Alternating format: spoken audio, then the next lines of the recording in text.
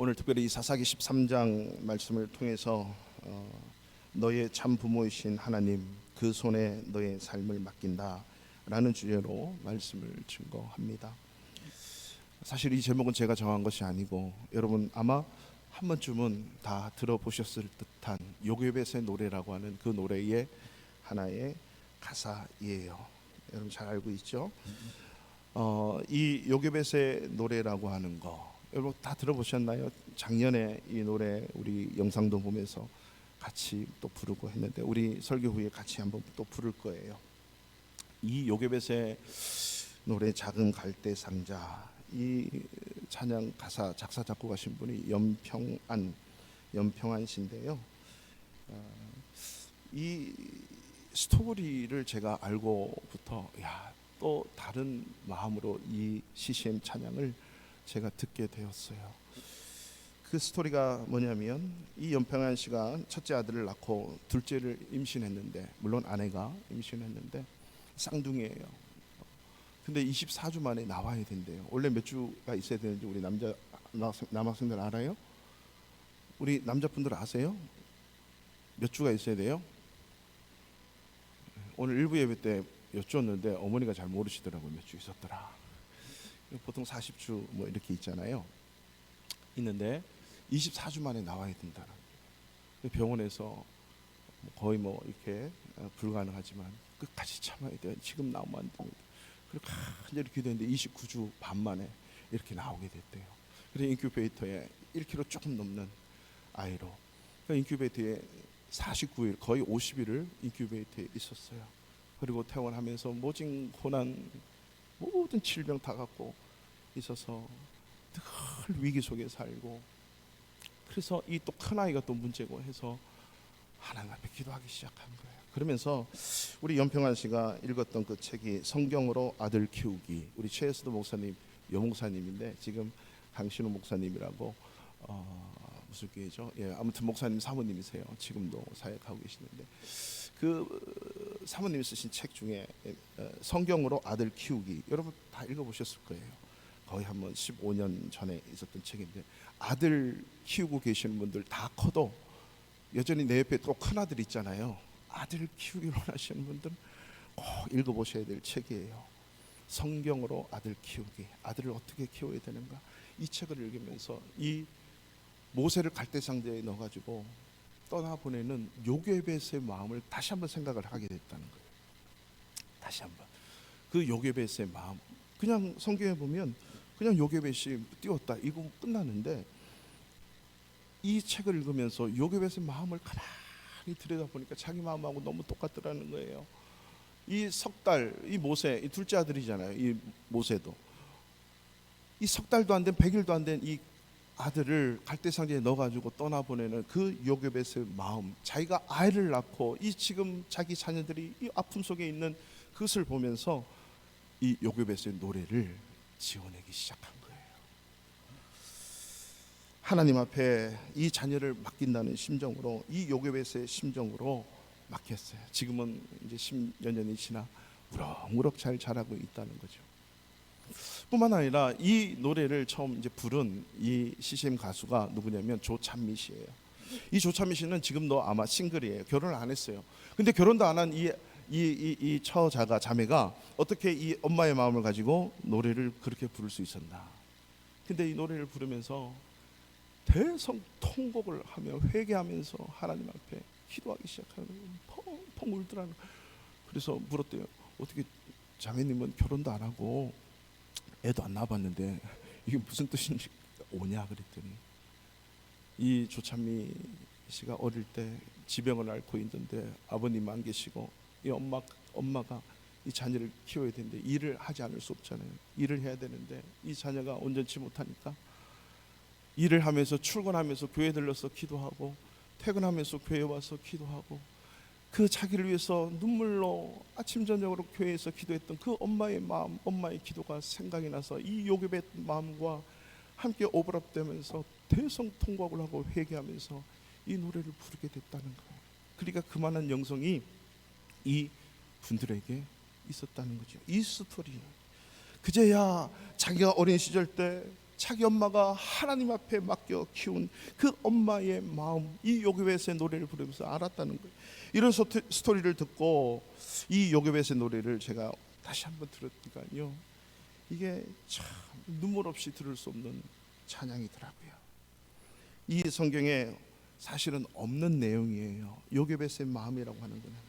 그렇지만 이 가사의 강력한 후렴구, 나의 삶의 참주인, 너의 삶의 참주인, 너의 삶의 참 부모이신 하나님, 그 손에 너의 삶을 맡긴다.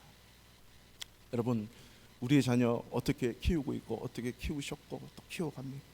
여러분, 자녀는 장가가도 평생 자녀고, 자녀가 50, 60, 70이 돼도 그 90된 100세 된 그 부모님에게는 여전히 자녀이죠. 그러면 우리의 다 큰 자녀들 또한 어떻게 우리가 지금 대하고 있는지.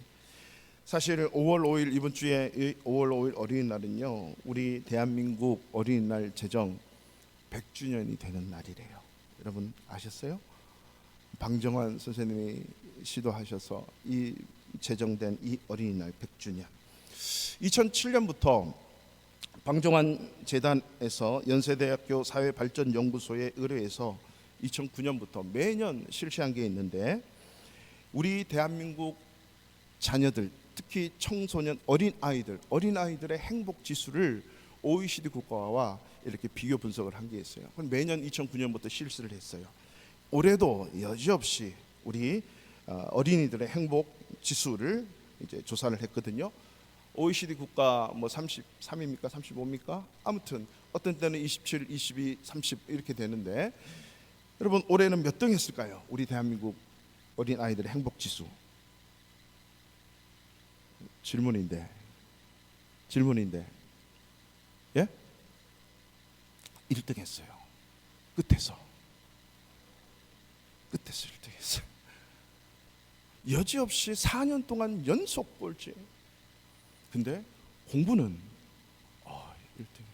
뭔가 언밸런스한 우리 대한민국 어린아이들의 이 행복 지수, 왔다 갔다는, 밑에서 1등, 거의 1등을 하는데, 밑에서 꼴찌를 하는데 거의 왔다 갔다 해요. 그래서 거의 다 1위는 거의 뭐 스페인 어린이들이 그렇게 행복하다고 자기들이 느낀대요. 스페인, 네덜란드, 그리고 서유럽, 아이슬란드, 서유럽이 거의 다 많고요. 그래서 우리가 살아가는 폴란드는 몇 등인가 제가 자료를 계속 찾아봤어요. 폴란드 몇 등일까요? 작년에 그냥 막 찍어도 되는데 폴란드가 2등, 끝에서. 우리 대한민국 다음에. 그리고 3등, 끝에서 3등, 끝에서 또 올라가면 7등, 끝에서요. 폴란드는 계속 왔다 갔다 하는데 우리 대한민국은 계속 밑에서 왔다 갔다 머물더라는 거죠. 이 한국 아이들이 행복하지 않다고 느끼는 이유 3가지가 이 통계적으로 매해 다르지만, 그 행복하지 않는 이유 첫 번째가 뭔지 아세요? 아동의 70%가 무엇이 부족하다고 느낀대요. 뭐가 부족하다고 느낄까요?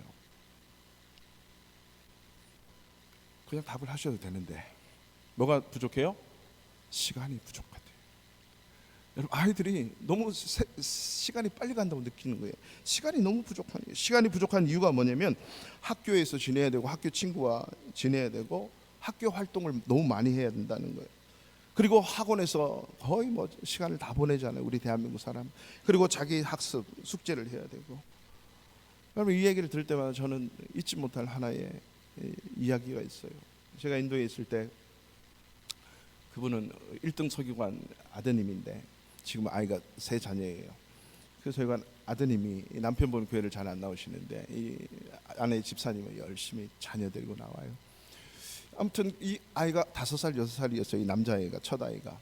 근데 이 아이가 교사 선생님께 와서 우리 아내에게 와가지고 얘기하는 거예요. 사모님, 선생님, 우리 집에 4명 중에서 제가 제일 바빠요. 그럼 왜 네가 바빠요? 저는 시간이 없어 죽겠어요. 왜 그랬니? 그랬더니 월요일 눈만 뜨면 아침 일찍 학교 갔다가 저녁에 와서 과외도 하고, 저녁에 조금 게임하다 또 자래요, 자고, 또 예배드리고, 그리고 올라와 수목금토 이렇게 쭉 하면 주일날, 토요일날도 아침 일찍 일어나서 한글 학교를 아침에 갔다가 저녁에 또 과외해야 되고 뭐 해야 되고, 그리고 주일 아침 8시에 눈 떠서 교회 달려와야 되고, 저녁에 끝나면 또 뭐 내일 학교 숙제도 해야 되고, 일주일 내내 바빠요. 제가 제일 바쁘고 힘들어요. 아이고 그래 네가 그렇게 힘드니? 그랬더니 저는 아빠를 보면 너무 좋아요. 빨리 아빠가 되고 싶어요. 왜 그랬더니 아빠는 퇴근해서 와서 만약 게임도 하고 토요일날 새벽부터 골프 치러 갔다가 저녁에 오면 또 게임하고 저녁에 밥 엄청 먹고 술도 마시면서 그냥 막 자고, 주일날은 우리는 다 교회 가는데 혼자 또 일어나면 골프장에 가가지고 혼자 카 있다가 저녁에 만나서 밥 먹고 술 마시고 자고, 너무 편하다는 거예요. 아빠가 되고 싶다는 거예요. 아이들이 시간이 부족해. 둘째, 왜 행복하지 않냐? 38%가 이것이 부족하다는데 잠이 부족하다. 아이들이 잠이 부족하대. 그 이유가 학원 가야 되고 과외가 너무 많아, 학교 외에. 그리고 야간 학습, 저희 때만 해도 야간 학습 지금도 있더라고요. 밤 10시 되면 끝나, 또 아침 7시까지 학교 가야 되고, 뭐 이런 계속 자율학습 하잖아요, 우리 모든 학교들 보면. 그리고 가정학습 해야 되고, 학교 갔다 오면 게임을 해야 돼. 잠을 줄여야 돼, 게임을 할 수 있으니까. 세 번째는요, 한국 아동의 65%가 이게 많대요. 뭐냐면 스트레스. 그 스트레스를 관리하는 것도 우리 지난 주일날 말씀드렸죠. 잘 관리하도록 가르치면 참 좋아요. 이 아이들도 굉장히 스트레스를 받는 거예요. 그 이유가 뭐냐면 숙제, 시험, 성적, 이게 가장 크다. 1등을 해야 돼. 아무튼 잘해야 돼. 그리고 부모의 지나친 간섭, 그리고 부모와 항상 충돌하는 의견 충돌, 그리고 입시, 대학 잘 가야 되잖아요. 이렇게 행복하지 않는 이유들이 해마다 조금씩 다르지만 항상 그 부류에 있고, 그리고 연이어서 늘 꼴찌하는 우리 행복지수, 우리 아이들. 여러분, 우리 어린 아이 15세까지 된 아이들하고 대화를 한번 해보세요. 오늘 우리 어린이 주일 예배를 드리면서 부모로서 이날에 우리는 하나님 앞에서 우리에게 주신 이 자녀들에 대해서 어떻게 양육할 것인가에 대한 문제를 한번 생각을 다시 한번 해봤으면 좋겠어요.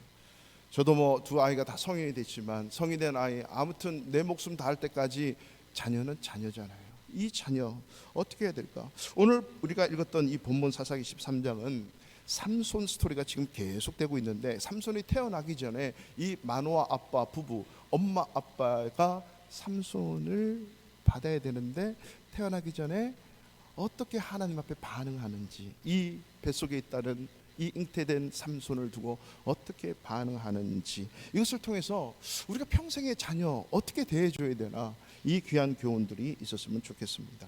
하나님께서는 우리 모두에게, 부모된 우리에게 자녀를 주셨습니다. 시편 127편 3절을 보면, 보라, 자식들은 여호와의 기업이요 태의 열매는 그의 상급이로다 라고 하는 말씀이 있죠. 그러니까 이 상급이고 열매다, 기업이다, 이 표현은 하나님께서 가장 축복으로 주시는 거예요. 나의 비즈니스예요, 내 기업이에요, 또 열매래요. 자녀는 이미 이 땅에서 하나님께서 주신 축복 중에 가장 중요한 축복이다라고 하는 거죠. 그래서 이 자녀들에 대한 첫 번째 교육에 대한 책임은 누구에게 있냐면 부모에게 있다라고 성경은 가르치고 있어요. 이 부모들의 가르침, 자녀들의 교육은 부모에게 있다. 그래서 쉐마 이스라엘, 이스라엘의 교육, 유대 교육, 신명기 6장 6절에서 9절 잘 알고 있는 말씀인데요, 오늘 내가 너에게 명령하는 이 말씀을 너는 마음에 새기고 자녀에게 부지런히 가르치며 집에 앉았을 때든 집을 나갈 때든지 누워 있을 때든지 일어날 때든지 이 말씀을 자녀들에게 강론할 것이며, 이렇게 강론하고 있죠. 여러분, 가르치고 있죠. 길을 갈 때든지 뭐 누워 있고 떠날 때든지, 그리고 또 그것을 손목에 메어 기호를 삼고 미간에 붙여 표로 삼고 집 문설주에 바깥문에 또 기록해라. 이건 하나님의 말씀 뿐만 아니라 하나님 경외하는 것을 가르치는데, 너의 자녀가 그 다음 자녀, 너의 손자에게, 너의 자손들에게 영영대대히 하나님 경외하기를 배우도록 가르치라는 거예요. 그러니까 부모에게 하나님은 모든 교육의 책임을 1차적으로 하나님이 전가하신 거예요. 그러니까 이 말씀은요, 자녀 교육에 대한 1차적인 책임이 철저하게 누구에게 있는가? 부모에게 있다는 거예요. 여러분, 학교도 아닙니다. 학교에서 많은 시간을 보내고 있지만 학교는 교육, 지식 전달, 인격, 사회성, 그렇다고 교회도 아닙니다. 여러분, 많은 경우에 뭐 교회가 뭘 가르쳤냐, 교회에서 잡아주지 않는다, 학교가 뭘 가르치냐, 천만에요. 교회에서는 1차 교육이 잘못되기 때문에 교회에서 하나님이 계십니다, 당신의 인생의 주인은 하나님입니다, 하나님이 우리 인생의 주인이고 세상의 주인이고 하나님의 영광대로 이 세상을 움직여갑니다를 모르니까 가르쳐주는 거예요. 학교 가서 가정 가서 잘 하라고. 이것을 잡아줘야 되는 게 가정이에요. 가정, 부모예요. 학교 교육, 늘 뭐 학교가 어떻고 문교부가 어떻고 교육부가 어떻고 중요하지요. 그렇지만 어떤 상황 속에서도 이 부모 교육이 1차적이에요. 교회에서 가르치는 목사, 교사, 셀리더, 모든 전도사, 뭐 이런 모든 리더들, 이건 2차적인 책임이에요. 제가 전도사 시절 때 보통은 이제 전도사 시절하면 다 이렇게 교육부서 전도사를부터 시작하잖아요. 저도 거의 뭐 중고등부 청년에서 주일학교는 한 번도 안 해봤는데 중고등부 청년부를 늘 했는데, 항상 좀 교육에 관심 있는 우리 집사님들, 성도님들은 와서 물어요. 전도사님, 저희 아이들 신앙생활 잘하고 있죠? 예배생활, 예배 때 도망 안 가고 잘하고 있죠? 집에서 분명히 헌금도 받아가고 다 멋지게 나갔는데 교회 없어. 이런 애들이 되게 많아요. 지붕을 타고 옥상을 타고 막 다니면서 아이들 붙잡아가지고 예배 드리고 막 그러거든요. 그러면 꼭 물어요. 부모님들이 오늘 예배 드렸냐, 어떻게 했냐. 근데 가면 갈수록 잘 묻지 않아요. 그리고 잘 안 된 거에 대해서 교회에서 왜 이걸 똑바로 안 해줘요? 왜 안 잡아요? 그는 성경을 잘 몰라서 그렇게 말씀하시는 거예요. 부모가 전적인 1차적인 책임이 있는 거죠. 요즘에는 잘 묻지 않아요. 그 중에서 제가 기억하는 가슴 아픈 얘기가 있어요. 여러 스토리 중에 하나 있는데, 참 부모님도 사회적 지위가 있는 집사님이 여전히 예배 열심히 드려요. 그래서 그 집사님께 제가 누구 전도사입니다.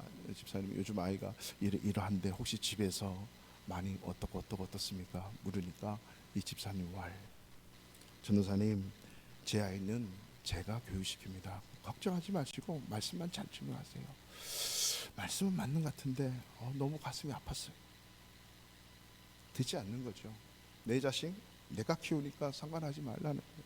요즘은 아마 더 할걸요. 오늘날 우리 사회를 포스트 모더니즘 사회라고 하는데, 인간의 지혜와 지식, 이 똘레랑스의 사고방식, 너도 옳고 나도 옳고 우리 모두가 옳은 게 좋은 거야, 이런 어떤 지금 사회의 경향들일수록 우리 크리스찬, 여러분, 크리스찬이라고 하는 것은 크라이스트, 예수 그리스도를 그대로 따르는 사람을 크리스찬이라고 해요. 예수 안 따르는데 크리스찬이라고 말할 수 없는 거지 아닙니까? 크리스찬, 예수를 따르는 사람이에요. 이러한 세상 속에서 이럴수록 우리 부모들, 우리 크리스찬들은 더욱더 성경에 귀를 기울여야 돼요. 성경적 가치관으로 살아내도록, 하나님의 가치관으로 살아내도록, 성경적 사고와 성경적 원리가 내 삶에 작동되도록 하는 것에 관심을 가지고 살아가야 되는 거죠. 오늘 하나님께 주시는 이 말씀 속에 자녀 양육에 대해서 뭐라고 말씀하십니까? 오늘 이 8절 말씀에 보면 이제 삼손의 아버지 마노아가 어떻게 이 삼손에 대해서, 하나님이 주신 것에 대해서 하나님께 반응하는지가 나와 있어요. 자, 우리 8절 말씀 우리 다 같이 한번 읽어볼까요? 시작. 마노아가 여호와께 기도하여 이르되,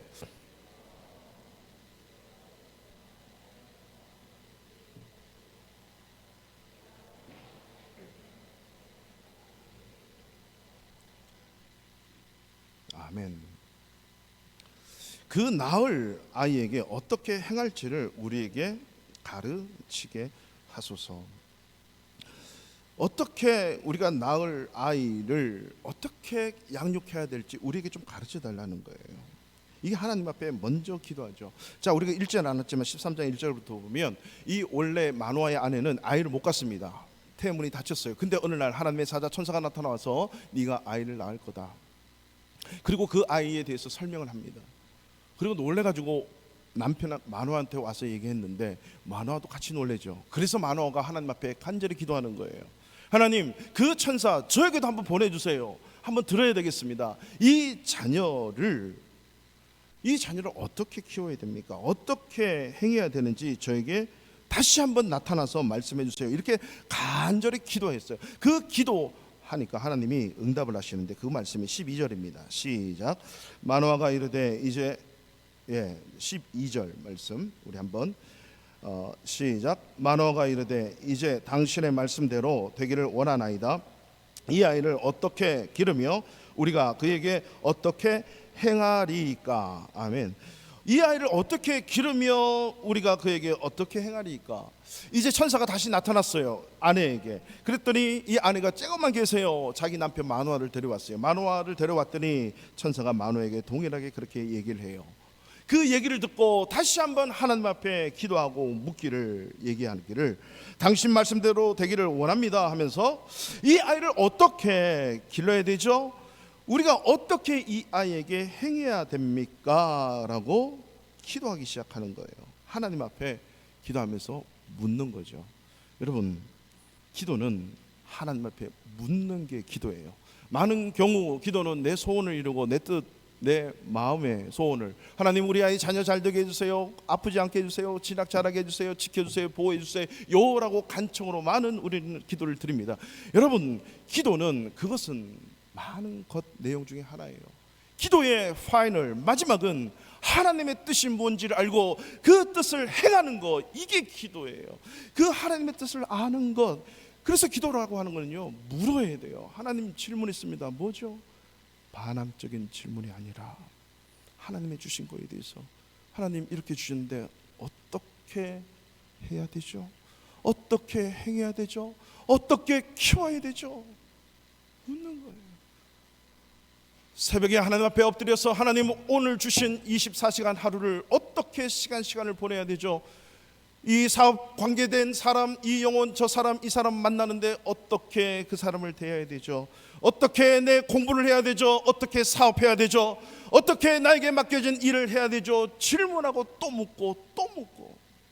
이게 기도예요. 여러분, 다윗이 승승장구하고 하나님 앞에 정말 아름답게 모든 소원들을 이룰 때 항상 물어요.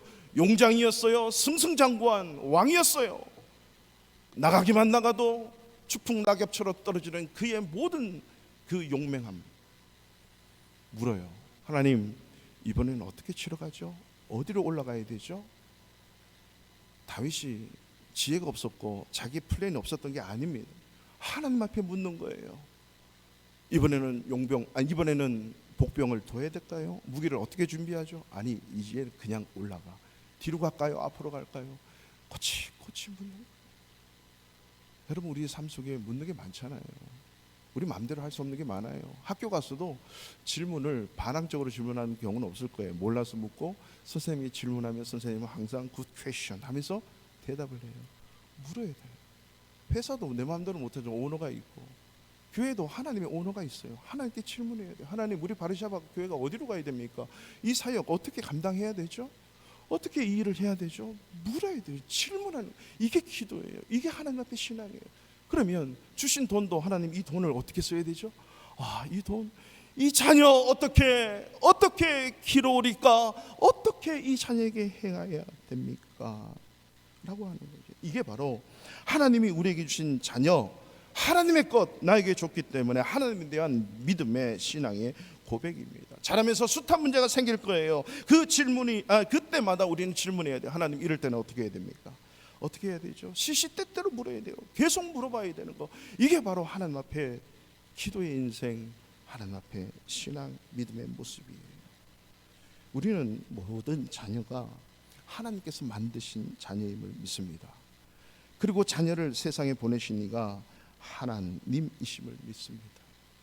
그렇다면 크리스찬들의 부모는 이 믿음부터 출발해야 되죠. 내 자녀의 창조주는 내가 아니고 하나님입니다. 내 자녀의 참 주인은 하나님입니다. 내 자녀의 참된 부모는 하나님입니다. 믿습니까? 엄마 아빠 통해서 진정한 우리 아버지 하나님을 만나는 거예요. 그래서 모든 이 세상에 하나님을 믿는 사람들은 하나님을 아버지 이렇게 부르는 거예요. 참된 부모가 누구인지를 알려주는 거예요. 만약에 내가 내 자녀의 주인이었더라면, 내가 만들었다면 이 같은 자녀 안 만들죠. 그렇지 않아요? 좀 더 디테일하고, 좀 더 선명하고, 자녀들이 여기 많은데 이상하게 생각하면 안 돼요. 여러분도 앞으로 하나님 주실 거예요. 엄마 아빠의 단점이라고는 하나도 없이 다 빼고 좋은 장점만 만들 수 있지 않겠습니까? 내가 만든다면? 그렇지 않다는 거 하는 거죠. 하나님이 자녀를 만들어서 우리에게 주실 때는요, 자, 잘 알아서 해봐, 이렇게 주지 않았어요. 하나님의 직분, 하나님이 이 세상에서 주시는 모든 기업들 네 마음대로 하면 이렇게 주신 게 없어요. 우리 크리스찬들은 돈 주실 때도, 자녀 주실 때도, 가정 주실 때도, 직장에서, 회사에서, 사업장에서, 교회에서 직분 주실 때도, 자, 내가 줄 텐데 내 뜻대로 내가 너에게 바라는 것이 있어, 이것을 물어야 되는 거죠. 그래서 우리가 신앙생활하면서 하나님 앞에 질문을 던진다는 것은 두 가지 뜻이 있습니다. 첫 번째는요, 철저하게 자신의 뜻을 포기하겠다는 뜻입니다. 자기 포기는 자기 부정을 하는 거죠. 하나님, 내 인생 하나님이 주셨습니다. 내 인생은 나의 것이 아닙니다. 하나님의 것입니다. 하나님, 어떻게 내 인생을 만들어 가야 될까요? 주신 자녀, 주신 기업, 주신 직장, 주신 물질, 주신 건강, 주신 직분, 이걸 어떻게 감당해야 되죠? 질문하기 시작해야 되나요? 하나님 앞에. 이게 신앙이에요. 그러니까 철저하게 자기 비하, 자기 포기, 죽기까지 복종하는 스스로의 포기, 스스로의 하나님 앞에서의 무너짐이 없으면 이것은 살기 힘들다는 겁니다. 마노아의 아내는 불임 여성이었어요. 근데 자녀도 낳아보지 않았는데 아들을 주시겠다 그러면 얼마나 경사가 났겠어요. 앞으로 이렇게 키워야지, 저렇게 키워야지, 우리 아이가 태어나면 말이야, 막 이렇게 막 생각할 수도 있었겠어요. 사실 오늘날 우리 엄마 아빠들, 엄마 자신이 듣고 보고 배운 지식으로 철저한 법칙을 세우고 그것을 고집을 하는 경우가 많이 있어요. 내 자식들, 우리의 경험, 우리의 열심, 우리의 지식, 주장, 잔꾀를 총동원해서 우리는 자녀들을 교육할 수도 있습니다. 그런데 이 삼손의 엄마, 아기가 태어나기 전에 이 엄마는 자기 마음대로 이 아이를 키울 수 있는 자유가 없어요. 그 이유가 뭘까요? 오늘 앞쪽에서 이 마노아의 아내한테도 나타났지만 이 아이는 날 때부터 죽을 때까지 하나님께 바쳐진 뭐예요? 나실인이었습니다. 이 나실인, 이거는요, 오늘날 크리스찬 이 말과 거의 원리가 같다라고 생각해도 조금 더 틀림이 없어요. 구약시대와 신약시대와 오늘날 시대는 하나님이 움직이시는 방법이 다르거든요. 이 구약시대의 나실인, 그러면 하나님의 소유고 하나님의 방법대로만 키워야 돼요. 하나님께서 생각해 놓으신 방법이 있는 거예요. 자기 방식이 아닙니다. 그래서 나실인 그러면 철저하게 자기 방식과 자기의 스타일을 내려놓아야 돼요. 자기를 무너지게 해야 됩니다. 나를 포기하고 내 주장을 버리고 하나님의 뜻 가운데 키워내야겠다. 이게 나실인이죠. 두 번째, 하나님께 묻는다는 것은요, 자기 포기와 함께 이 아이의 참된 창조주, 조물주, 참된 이 소중한 재산이잖아요. 이 자녀가 하나님의 것이다라고 믿으면서 끊임없이 맡기는, 위탁하는 행위예요. 이게 하나님께 질문한다는 뜻이에요. 하나님께 묻는다는 의미예요. 하나님께 맡겨야 돼요. 아이의 참된 부모에게 태의 열매인 아이를 끊임없이 내어주는 결단이죠. 내게 아닙니다, 하나님의 겁니다 라고 하나님께 철저하게 맡겨야 돼요. 그래서 이 아이를 하나님, 당신이 키우셔야 됩니다. 나보다 당신이 더 잘하니까, 하나님이 더 잘하시니까 하나님이 키워주세요. 그러면서 하나님께 계속 맡겨줘요. 하나님의 전능하신 품에 자꾸 자기의 사랑하는 아들, 딸들을 던져야 돼요. 이게 하나님의 절대 주권을 믿는 우리의 모습이거든요. 그래서 자주자주 하나님께 물으면서 하나님과 의논해야 돼요. 하나님, 이 아들이, 이 딸이 지금 저에게 이런 말을 했어요. 어떻게 해야 되죠? 이렇게 반항을 하고, 아니 너무 자기 마음대로 사는데요, 아니 공부를 너무 잘해요. 하나님 어떻게 해야 되죠? 모든 사람의 사랑을 받고 있어요. 하나님 어떻게 해야 되죠? 이렇든 저렇든 하나님과 끊임없이 상의를 하는 거죠. 하나님을 알도록 안내를 해야 되는 거예요. 그래서 하나님께 물어야 돼요. 어떻게 해야 하나님을 잘 찾아가죠? 어떻게 해야 하나님을 알아가죠? 라고 하는 거죠. 그래서 하나님 어떻게 길러야 됩니까? 라고.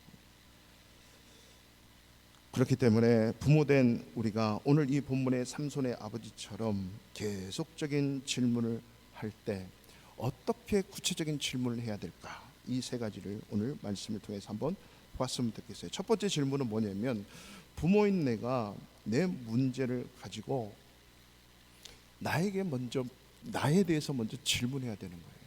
자, 오늘 4절 말씀 우리가 찾지 않았지만 성경책 갖고 계신 분들 보세요. 그러므로 4절, 너는 삼가 포도주에 독주를 마시지 말며 어떤 부정한 것도 먹지 말지니라. 자, 먼저 나시린이 태어날 건데, 그 자녀가 나시린이 될 건데, 네가 먼저 하나님 앞에 어떻게 행동하고 살아야 되는지를 천사가 먼저 엄마에게 얘기해 줘요. 그러니까 이 오늘 본문을 통해서 본다면, 이 아이가 나시린으로 태어날 건데 그 나시린을 갖고 있는 너는 어떻게 행동해야 되고 어떻게 살아야 되는지 먼저 가르쳐 주는 거예요. 그러니까 우리 자녀들이 나를 보고 그렇게 크는 거죠. 이제 태아 교육, 뭐라 그러죠? 무슨 교육이라고 그러죠? 태중 교육을 모태에서 그 교육이 있어요. 그 교육을 잘 하는 것도 우리에게 주신 참된 지혜잖아요. 엄마가 뭘 먹냐에 따라서 참 신기한 게, 엄마가 매운 거 먹으면 반드시 아이도 막 이렇게 젖 먹을 때 힘들더라고요. 그죠? 엄마 먹는 거에 따라서 엄마가 생각하고 행하고 행동하고 하는 모든 것에 영향을 받는 이 태아, 엄마 아빠 마찬가지예요. 그러니까 자식들은요, 윗사람에게, 부모에게 듣고 배우지 않고 항상 보고 배운다는 거예요. 잔소리로 자녀들 변화되지 않잖아요. 그래서 엄마 아빠가 하나님께 기도하는 모습을 보고 자라면 자식들이, 와, 우리 엄마 아빠 이렇게 기도하는구나, 기도로 살아야 되는구나. 반드시 기도하는 자녀, 그렇게 자녀들에게 기도하는 모습을 보인 엄마는 자녀들 망하지 않습니다. 아니, 실패해도 일어납니다. 격기를 가도 돌아옵니다. 반드시 기도의 마지막은 승리임을 믿습니다. 이 아이를 어떻게 길러야 됩니까? 이전에 하나님, 제가 어떻게 살아야 되는가라고 하나님 앞에 내 행실, 내 마음가짐, 내 행동들을 하나님 앞에 물어봐야 돼요. 아빠 엄마가 술 먹고 담배 피우고 막 살면 자녀들도 사실 그거 보면 따라해요. 우리 교회에 4년 동안 제가 온 이후로 우리 조인자 집사님께서 소개시켜 주시기엔 아주 이게 손재주 좋으신, 교회 뭐가 있으면 고치러 오고 제가 못하는 거 이렇게 부르면 오셔서 수리를 해주시는 분이 계세요. 그분이 혼자 이렇게 오면, 그분이 이제 영어를 잘, 폴란드 말만 하고 저는 폴란드 말을 못하니까 구글로 이렇게 얘기를 하면 이게 번역이 안 되는지 어느 순간 한 2년 지났는데요, 자기 큰 아들을 데리고 갔어요. 키가 190이에요. 근데 이게 2년 3년 동안 컸는데 아이가 2m가 넘어요. 지금 이 아이가 영어를 해요. 고등학생 때부터 와가지고 영어를 다 하고 막 이래요. 근데 어느 날 고등학교를 졸업하고 어느 날 다시 왔는데, 아이가 왔는데 쉬는 시간에 아빠랑 나가서 담배를 피우는 거예요. 다 아빠랑 같이 얘기하면서. 그래서 저 아이를 불렀어요. 이게 이제 뭐 얘기하다가, 야, 이 어떻게 담배를 지금 피냐? 내 고등학교 졸업한 지가 얼마 되지 않았잖아.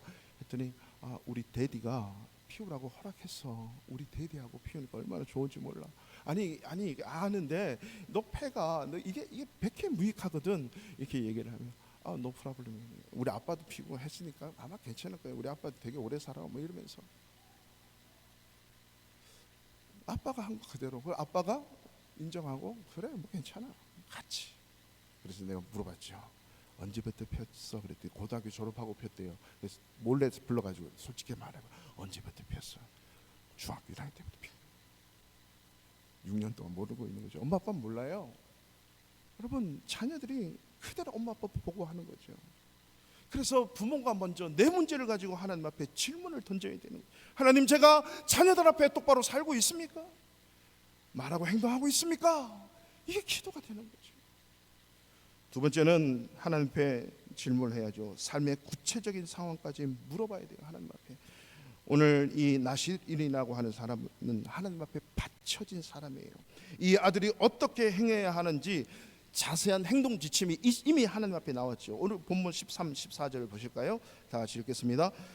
13절 14절입니다. 여호와의 사자가 마노아에게 이르되, 내가 여인에게 말한 것을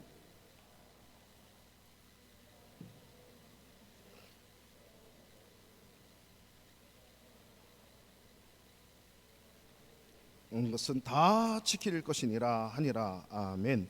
이 민수기에도 율법으로 나와 있는 이 나실인은 첫 번째 하나님께서 만들어 놓은 이 규격이 딱 있습니다. 구약 시대에는 첫째 포도나무의 소산을 먹지 말아야 돼요. 둘째는 삭도, 이 가위를 머리카락에 대지 헤어컷을 하지 않아야 됩니다.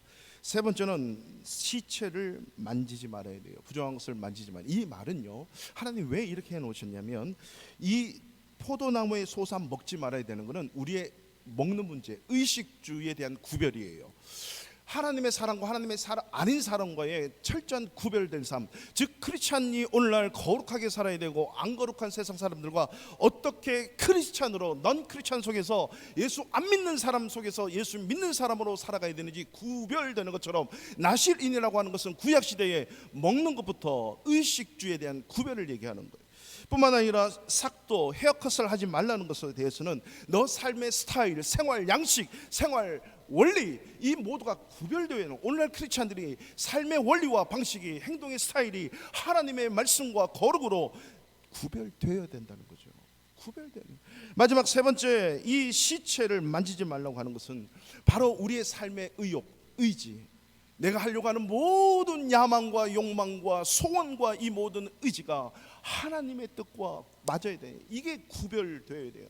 그렇기 때문에 이 모든 나실인이라고 하는 것을 오늘날 신약에서 단어를 찾는다면 크리스찬, 구별된 자, 내가 거룩하니 너희도 거룩한 자로 사는 것, 이거와 거의 같은 원리의 의미라고 하는 거예요.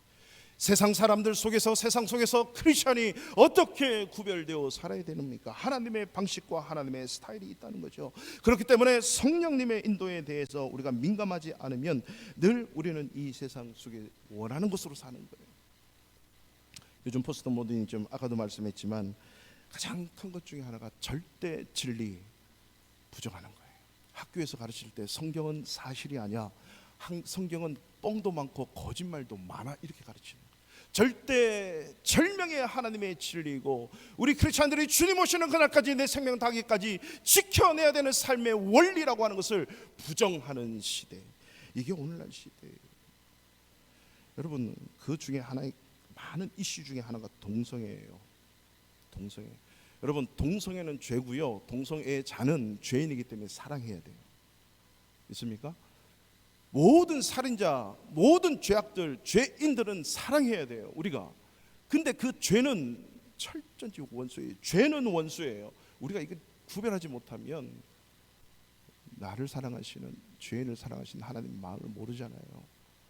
여러분, 이 동성애에 대한 우리 자녀들의 이 학교 태도 점검 꼭 하십시오. 저는 인도에서 3년 동안 크리스찬 5대 집안이에요. 그 집사님 가정이.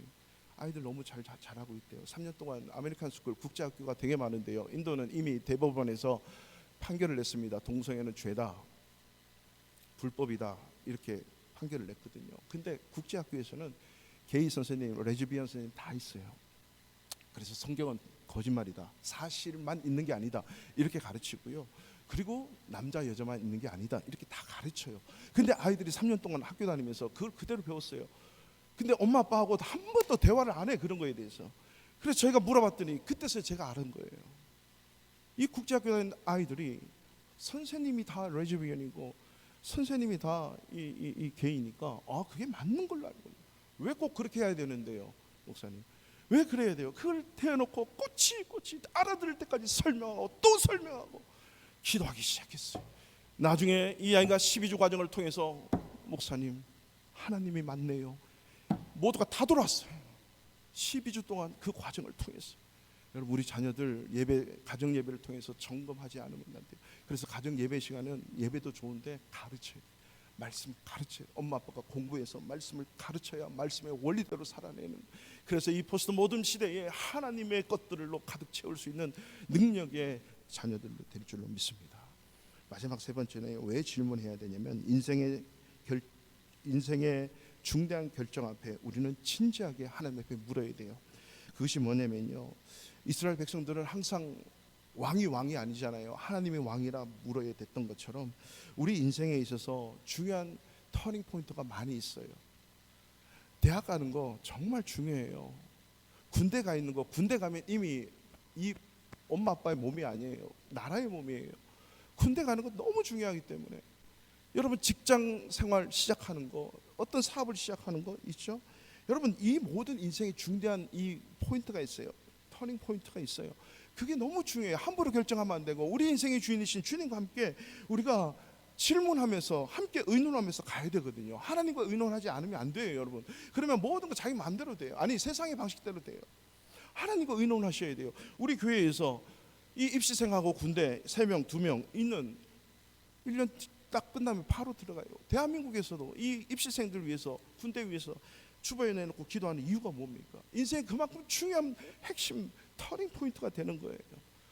어디서 어떻게 학업을 선택해서 결정해야 될지, 군대에서 어떤 생활을 해서 앞으로 제대하고 이후의 삶이 어때야 될지 하나님 앞에 맡기는 거예요.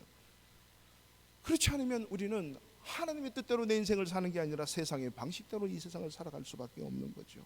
하나님의 우리의 진정한 창조자 주인이기 때문에 나에게 맡겨진 그 사명을 알아내는 거죠.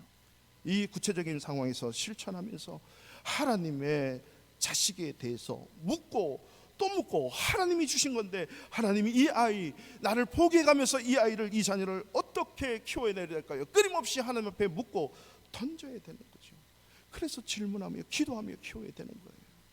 이러한 자녀는요 반드시 하나님의 큰 이 땅에 축복이 있어요. 오늘 우리 삼손의 스토리를 제가 다 하자면 오늘 밤까지 뭐 이상 해야 되는데, 우리 삼손을 너무 잘 알아요. 삼손이 어떤 복을 받습니까? 하나님의 신에 감동된 놀라운 축복을 받아요. 오늘 우리 13장 우리 끝에 성경책 가지신 분 보세요.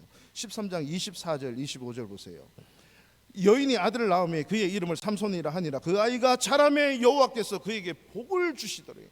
여호와께서 이미 복을 주시는 거예요. 그리고 25절에 소라와 에스타 사이에 마하네단에서 여호와의 영이 그를 움직이기 시작하심이더라.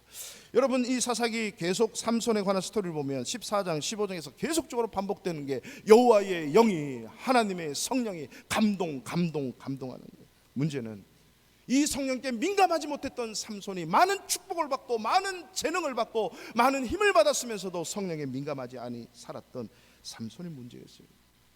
그런 삼손에게 하나님이 끊임없이 찾아와서 복을 주시고 성령으로 감동하게 되는 거죠.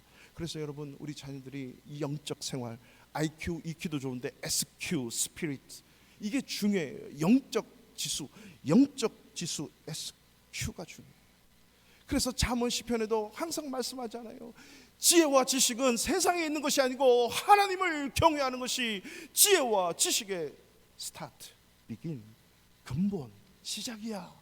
거기에 모든 게 다 들어있는 거죠. 그래서 하나님을 경외하도록 가르치지 않으면 여러분 세상 어디에도 하나님을 경외하지 못해요. 둘째는 어떠한 세상의 적도 능히 모든 환경 속에서 승리하는 자녀가 되는 거예요. 여러분 삼손이 하나님의 성령에 충만함을 입어서요 자기 힘이 아니에요. 삼손은요 자기 힘이 아니고 하나님 주신 그 힘으로 나귀 턱뼈 가지고 1000명 죽이고 막 여우들 막 잡아다가 막 꼬리까지 묶이고 30명의 장전들을 한순간에 무너뜨리고 집채만한 것을 자기가 막 뼈 뽑아가지고 달리고, 여러분 도저히 할 수 없는 일 하나님께서 하신 거죠. 마지막 세 번째로는 어떤 복을 받습니까? 하나님의 구원의 역사에 쓰임받는 자녀가 되는 거예요. 여러분 저와 여러분이, 아니 우리 자녀들이 다 죽으면 천국 가면 하나님 물으시는 게 뭘까요? 야, 너 어느 대학 갔다 왔어? 어느 직장 다녔어? 얼마나 벌었는데? 너 인생의 경력이 뭐야? 하나님 절대 안 물으셔요. 뭘 물으실까요? 내가 너에게 준 사명, 재능, 탤런트, 물질, 자녀, 내가 너에게 맡겨준 거 어디 갔냐? 1달란트, 2달란트, 5달란트 어디 갔냐는 거, 어디 갔냐? 그거 갖고 뭐 했냐? 하나님의 구원을 이루는 이 일에 제가 쓰임 받았습니다. 여러분 삼손을 보세요. 복을 받았고 하나님의 성령에 감동된 내 지 맘대로 사는 거예요. 세상의 종력과 육신의 안목에 따라 살아가는 거예요. 그렇지만 하나님은 삼손에게 한번 주신 그 약속의 축복을 이루시려고 삼손의 마지막 생명을 죽이면서까지 하나님은 자기 백성 이스라엘을 구원해내시는 거예요. 삼손이 마지막 눈이 다 뽑혀서 처참하게 무너지는 순간에 양쪽 기둥에 붙잡혀서 하나님 저에게 다시 한번 힘을 주세요. 회개하지 않았을까요? 철저하게 회개했어요. 한 번만 힘 주세요. 한 번만 저에게 힘 주세요. 영화 보신 분 아실 거예요. 땡길 때 머리가 막 길어지고 자기도 죽으면서 그 모든 죄악들 블레셋을 다 망가뜨리고 이스라엘을 구원하는, 자기 마지막 생명 다해서 이스라엘을 구원해서 20년 동안의 그 사사의 직분을 거행하게 되죠. 이걸 보면서 우리는, 여러분, 삼손이 만약에 죽기 20년 동안 그렇게 하나님을 구했다면, 자기 아버지가 하나님을 찾고 하나님을 묻고 기도한 그 아버지를 따라 살았더라면 얼마나 좋았겠습니까? 많은 복을 받고 나시련에 놀라운 힘을 가졌음에도 불구하고 자기 마음대로 살다가 마지막 생명 다할 때 하나님은 그래도 그에게 세운 약속의 말씀 때문에 잊지 않고 그 죽음을 다하여서라도 하나님의 구원의 역사를 이뤄가는 그 일에 하나님이 사용하시는, 막 살다가 마지막에 그럴 되지, 이렇게 성경을 교훈하라고 성경이 준 게 아니고 마지막에 이렇게 살았으니 처음 20년도 이렇게 하나님의 성령에 감동되어 하나님의 구원의 역사를 이루는 자로 네가 나시로는 살아야 돼. 이게 하나님의 메시지지 않습니까? 이 시간 우리 다시 한번 생각해 봅시다. 나에게 주신 자녀뿐만 아니라 모든 것들, 하나님의 구원의 사역을 이루는 이 일에 모두가 쓰임받도록, 특별히 우리에게 주신 자녀, 나도 하나님의 자녀고 나도 자녀, 앞으로 태어날 자녀들, 하나님의 구원의 역사를 이루는 그 일에 어떻게 쓰임받아야 될까요? 어떻게 교육해야 될까요? 어떻게 결혼시켜야 되고 어떻게 저 인생을 제가 이끌어 줄까요? 끊임없이 질문하면서 하나님의 영광의 축복을 다 만들어 가시는 저와 여러분 되시기를 주님의 이름으로 축원합니다. 우리 시간